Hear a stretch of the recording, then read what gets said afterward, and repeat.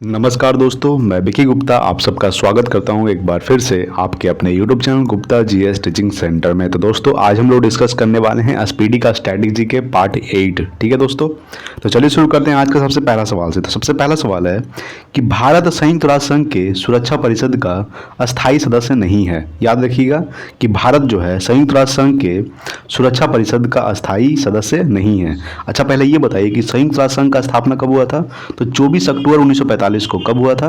24 अक्टूबर 1945 को संयुक्त राष्ट्र संघ का स्थापना हुआ था और इसका जो मुख्यालय स्थित है संयुक्त राष्ट्र संघ का वो न्यूयॉर्क में स्थित है। ठीक है दोस्तों, नेक्स्ट है कि स्वर्ण मंदिर सिख धर्म से संबंधित है। याद रखिएगा कि स्वर्ण मंदिर जो है ये सिख धर्म से संबंधित है, जो पंजाब में स्थित है। कहाँ स्थित है? पंजाब में। ठीक है, नेक्स्ट है कि भारत ने ओलंपिक खेलों में पहला स्वर्ण पदक 1928 में किस खेल में जीता था? तो हॉकी खेल में जीता था। ठीक है, यानी कि भारत ने ओलंपिक खेलों में पहला स्वर्ण पदक जो है 1928 में हॉकी में जीता था। नेक्स्ट है कि शक संवत पर आधारित राष्ट्रीय पंचांग का प्रथम महीना चैत होता है और अंतिम महीना फागुन होता है। क्या होता है? प्रथम महीना चैत और अंतिम महीना फागुन होता है। ठीक है दोस्तों, चलिए नेक्स्ट देखेंगे अगला सवाल। अगला सवाल है आपके सामने। सवाल है कि आदि मानव ने सबसे पहले आग जलाना सीखा था। याद रखिएगा कि आदि मानव ने सबसे पहले क्या जलाना सीखा था? तो आग जलाना सीखा था। नेक्स्ट है कि दक्षिण गंगा गोदावरी नदी को कहा जाता है। किसे कहा जाता है? यानी दक्षिण गंगा जो है ये गोदावरी नदी को कहा जाता है और दक्षिण की गंगा वो कावेरी नदी को कहा जाता है। ठीक है, अच्छा, गोदावरी नदी की लंबाई कितनी है? तो 1465 किलोमीटर। याद रखिएगा कि गोदावरी नदी की जो लंबाई है वह है 1465 किलोमीटर। ठीक है, दक्षिण गंगा गोदावरी नदी को कहा जाता है और गोदावरी नदी की लंबाई है 1465 किलोमीटर। नेक्स्ट है कि जफरनामा के लेखक गुरु गोविंद सिंह थे। कौन थे? जफरनामा के जो लेखक थे वो गुरु गोविंद सिंह थे। ठीक है, नेक्स्ट है कि अमृतसर शहर के संस्थापक गुरु रामदास थे। कौन थे? अमृतसर शहर के संस्थापक थे गुरु रामदास। नेक्स्ट है अगला सवाल देखेंगे। चलिए, ज़बरदस्त सवाल है ये वाला। ठीक है, सवाल है कि 61वां संविधान संशोधन विधेयक 1989 द्वारा मतदान की जो आयु है ये 21 वर्ष से घटाकर 18 वर्ष कर दिया गया। यानी कि कौन सा संविधान संशोधन? तो 61वां संविधान संशोधन द्वारा विधेयक 1989 को द्वारा मतदान की जो आयु है वो 21 वर्ष से घटाकर 18 वर्ष कर दिया गया था। ठीक है, कब किया गया था? 1989 को 61वां संविधान संशोधन द्वारा। नेक्स्ट है कि 2 बार एवरेस्ट पर चढ़ने वाली भारतीय महिला कौन थी? तो संतोष यादव। ठीक है, याद रखिएगा कि 2 बार एवरेस्ट पर चढ़ने वाली भारतीय महिला थी संतोष यादव। अच्छा, एवरेस्ट की ऊंचाई कितनी है? तो 8848 मीटर। ठीक है, प्रथम भारतीय महिला जो एवरेस्ट पर चढ़ी थी तो बछेंद्री पाल। कब चढ़ी थी? तो 1984 को। कब चढ़ी थी? 1984 को। नेक्स्ट है कि इंडिया हाउस ब्रिटेन में स्थित है। कहाँ स्थित है? याद रखिए कि जो इंडिया हाउस है ये ब्रिटेन में स्थित है। चलिए नेक्स्ट देखेंगे अगला सवाल। अगला सवाल आपके सामने कि तैमूर लंग के आक्रमण का परिणाम तुगलक वंश का पतन था। ठीक है, यानी तैमूर लंग के जो आक्रमण का जो परिणाम था वो तुगलक वंश का पतन था। नेक्स्ट है कि सरस्वती सम्मान के प्रथम प्राप्तकर्ता हरिवंश राय बच्चन है। कौन है? यानी कि सरस्वती सम्मान का जो प्रथम प्राप्तकर्ता है, यानी कि सरस्वती सम्मान सबसे पहले किनको दिया गया था? तो हरिवंश राय बच्चन को। ये हरिवंश राय बच्चन कौन है? तो ये अमिताभ बच्चन के पिता हैं। ठीक है दोस्तों, नेक्स्ट है कि मुगल काल में सूरत एक प्रमुख बंदरगाह था जिसे बाबुल का मक्का कहा जाता था। क्या कहा जाता था? बाबुल का मक्का। यानी कि मुगल काल में सूरत जो था एक प्रमुख बंदरगाह था जिसे बाबुल का मक्का कहा जाता था। ठीक है दोस्तों, चलिए अगला सवाल देखते हैं। नेक्स्ट है आपके सामने कि दीप शिखा पद का रचनाकार महादेवी वर्मा है। कौन है? यानी दीप शिखा जो पद का जो रचनाकार है कौन है? महादेवी वर्मा। ठीक है दोस्तों, नेक्स्ट है कि Harry Potter and the goblet of fire के लेखक कौन थे? तो J.K. रॉलिंग। कौन थे? J.K. रॉलिंग जो थे ये Harry Potter and the goblet of fire के लेखक थे।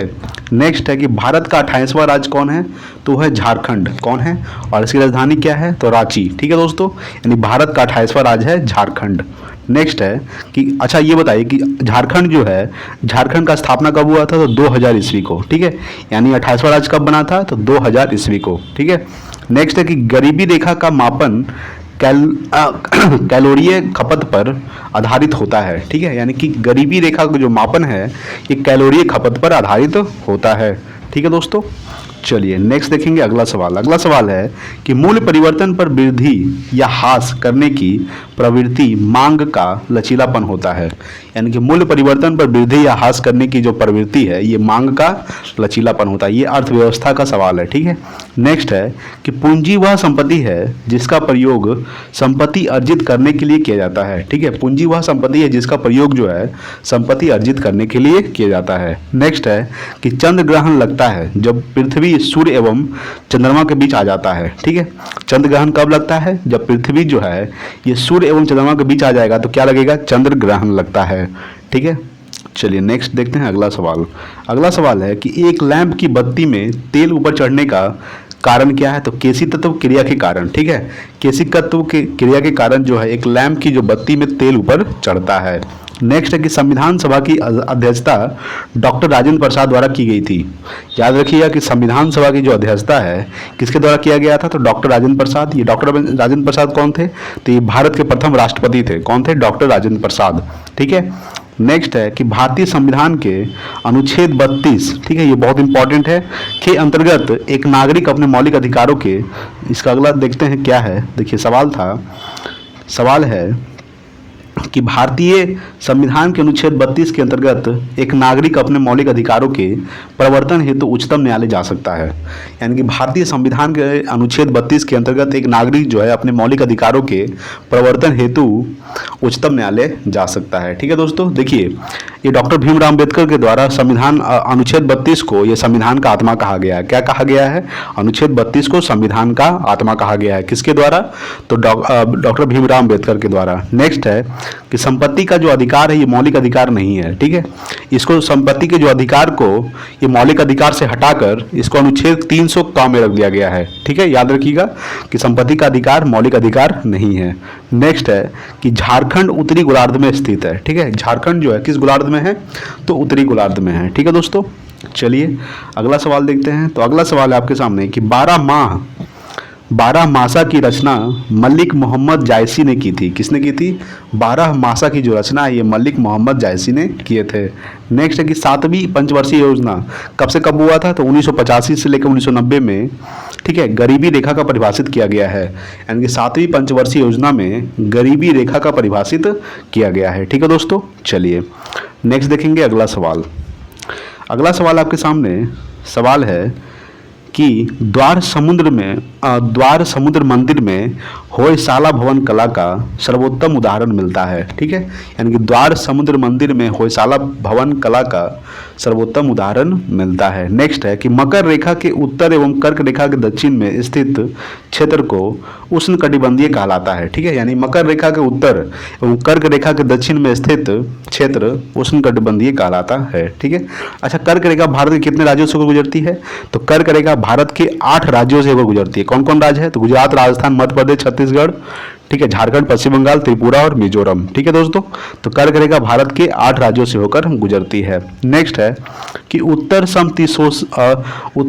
समशीतोष्ण क्षेत्र में मौसम परिवर्तन का अधिकतर प्रभाव का अनुभव होता है, ठीक है। उत्तर समशीतोष्ण जो है इस क्षेत्र में मौसम परिवर्तन का अधिकतर प्रभाव का अनुभव होता है, ठीक है दोस्तों। नेक्स्ट है अगला सवाल। अगला सवाल है आपके सामने कि कौटिल्य का अर्थशास्त्र राजनीति से संबंधित है, ठीक है। यानी कौटिल्य का जो अर्थशास्त्र है, इकोनॉमिक है, ये राजनीति से संबंधित है। नेक्स्ट है कि सबसे बड़ा कपास उत्पादक देश कौन है? तो चीन है। चीन जो है ये सबसे बड़ा कपास उत्पादक देश है, ठीक है दोस्तों। और कपास की खेती के लिए कौन सा मिट्टी का उपयोग किया जाता है? तो रेगुर मिट्टी यानी कि काली मिट्टी का, ठीक है। नेक्स्ट है कि महान्यायवादी संसद सदस्य बनने बिना भी पार्लियामेंट की कार्यवाही में भाग ले सकता है, ठीक है। महान्यायवादी जो है ये संसद सदस्य बने बिना भी पार्लियामेंट की कार्यवाही में भाग ले सकता है।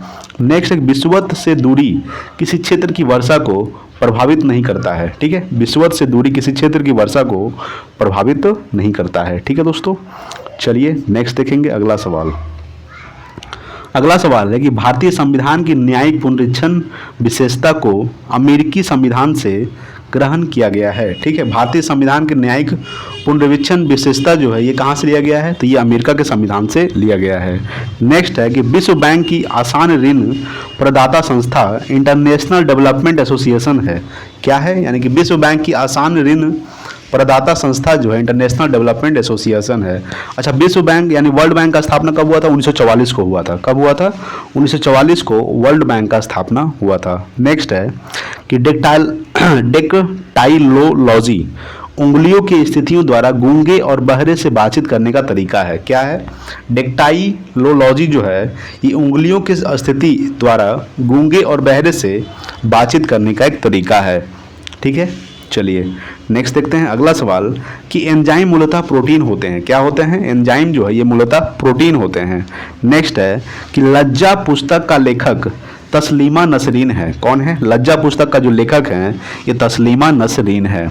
नेक्स्ट है कि आधुनिक सिख धर्म का जन्म 12 अप्रैल 1699 को हुआ था। कब हुआ था? यानी आधुनिक सिख धर्म का जो जन्म है ये 12 अप्रैल 1699 ईस्वी को हुआ था। नेक्स्ट है कि नीलगिरी पहाड़ियों पर उष्णकटिबंधीय सदाबहार वन पाए जाते हैं। ठीक है, नीलगिरी पहाड़ियों पर जो है ये उष्णकटिबंधीय सदाबहार वन पाए जाते हैं। ठीक है दोस्तों, चलिए नेक्स्ट है आपके सामने सवाल है कि विकसित देश डेनमार्क के पास कोई परमाणु कार्यक्रम नहीं है। डेनमार्क की राजधानी क्या है? तो कोपेनहेगन। ठीक है, कोपेनहेगन जो है ये डेनमार्क की राजधानी है और विकसित देश डेनमार्क के पास कोई परमाणु कार्यक्रम नहीं है। नेक्स्ट है कि प्राचीन यूनान में अपोलो को सूर्य का देवता माना जाता था। ठीक है, यानी कि प्राचीन यूनान में जो है अपोलो को सूर्य का देवता माना जाता था। नेक्स्ट है कि वर्तमान में पंचाल को पंजाब कहा जाता है। क्या कहा जाता है? वर्तमान में पंचाल को क्या कहा जाता है? पंजाब।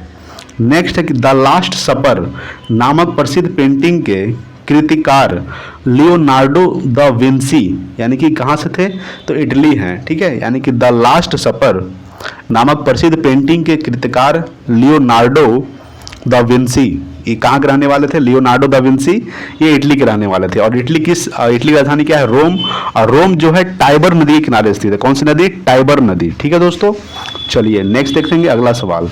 तो अगला सवाल है आपके सामने कि राष्ट्रपति का चुनाव संसद के दोनों सदनों तथा राज्य विधानसभा के निर्वाचित सदस्यों से बने निर्वाचक मंडल द्वारा किया जाता है। ठीक है, राष्ट्रपति का चुनाव संसद के दोनों सदनों तथा राज्य विधानसभाओं के निर्वाचित सदस्यों से बने निर्वाचक मंडल द्वारा किया जाता है। नेक्स्ट है कि लोकसभा के लिए कोरम कुल सदस्यों का 10वां भाग यानी कि 1/10 होता है। ठीक है, लोकसभा के लिए कोरम कुल सदस्यों का 10वां भाग यानी कि 1/10 होता है। नेक्स्ट है कि राष्ट्रीय फिल्म पुरस्कार सूचना एवं प्रसारण मंत्रालय द्वारा दिया जाता है। ठीक है, यानी कि राष्ट्रीय फिल्म पुरस्कार जो है ये सूचना एवं प्रसारण मंत्रालय द्वारा दिया जाता है। ठीक है दोस्तों, चलिए नेक्स्ट देखेंगे अगला सवाल। अगला सवाल आपके सामने है। सवाल है कि राज्य सरकार के लिए राजस्व का सर्वोत्तम स्रोत बिक्री कर है। क्या है? यानी कि राज्य सरकार के लिए राजस्व का सर्वोत्तम स्रोत बिक्री कर है। नेक्स्ट है कि टेटनस बैक्टीरिया के संक्रमण के कारण होता है। ठीक है, यानी टेटनस जो है ये बैक्टीरिया के संक्रमण के कारण होता है। नेक्स्ट है कि मनुष्य की हृदय की समान स्पंदन गति 72 बार प्रति मिनट है। यानी कि 1 मिनट में मनुष्य का हृदय जो है कितना बार धड़कता है? तो 72 बार धड़कता है। नेक्स्ट है कि मुमताज महल औरंगजेब की माँ थी। कौन थी? औरंगजेब की माँ का क्या नाम था? तो मुमताज महल। ठीक है, और इसी के नाम पे ताजमहल बनाया गया था, मुमताज महल के नाम पे आगरा में। ठीक है, अच्छा औरंगजेब का मृत्यु कब हुआ था? तो 1707 ईस्वी को। ठीक है, 1707 ईस्वी को औरंगजेब का मृत्यु हुआ था। नेक्स्ट देखेंगे अगला सवाल। अगला सवाल आपके सामने है कि द्वितीय विश्व युद्ध कब से कब तक हुआ था? 1939 से 1945 तक। अगर आपसे प्रथम विश्व युद्ध पूछ दे तो 1914 से लेकर, ठीक है, 1914 से लेकर 1918 तक कब हुआ था? यानी कि 4 साल हुआ था और इसमें 6 साल हुआ था। ठीक है, और प्रथम विश्व युद्ध में ही जापान के ऊपर परमाणु बम गिराया गया था 6 अगस्त 1945 को और 9 अगस्त 1945 को। ठीक है दोस्तों, तो द्वितीय विश्व युद्ध 1939 से 1945 में पर्ल हार्बर पर जापान ने हमला किया था। किसने हमला किया था? जापान ने हमला किया था। नेक्स्ट है कि उड़ीसा 1936 ईस्वी में राज्य बना था। कब बना था? उड़ीसा जो है 1936 ईस्वी में राज्य बना था और उड़ीसा का पुराना नाम है कलिंग। ठीक है दोस्तों, क्या नाम है? उड़ीसा का पुराना नाम है कलिंग। उड़ीसा राजधानी क्या है? भुवनेश्वर। और भुवनेश्वर में ही लिंगराज मंदिर स्थित है। नेक्स्ट है कि नोबेल पुरस्कार रॉयल स्वीडिश अकादमी स्वीडन द्वारा दिया जाता है। ठीक है, यानी कि नोबेल पुरस्कार की शुरुआत कब हुई थी? 1901 ईस्वी को। कब से हुई थी? 1901 ईस्वी से नोबेल पुरस्कार की शुरुआत हुआ था और नोबेल पुरस्कार रॉयल स्वीडिश अकादमी द्वारा दिया जाता है। नेक्स्ट है कि थीन बांध रावी नदी पर बना हुआ है। कौन सी नदी पर? थीन बांध जो है ये रावी नदी पर बना हुआ है। ठीक है दोस्तों, तो आज के लिए इतना ही, मिलते हैं अगले वीडियो में, तब तक के लिए जय हिंद, वंदे मातरम।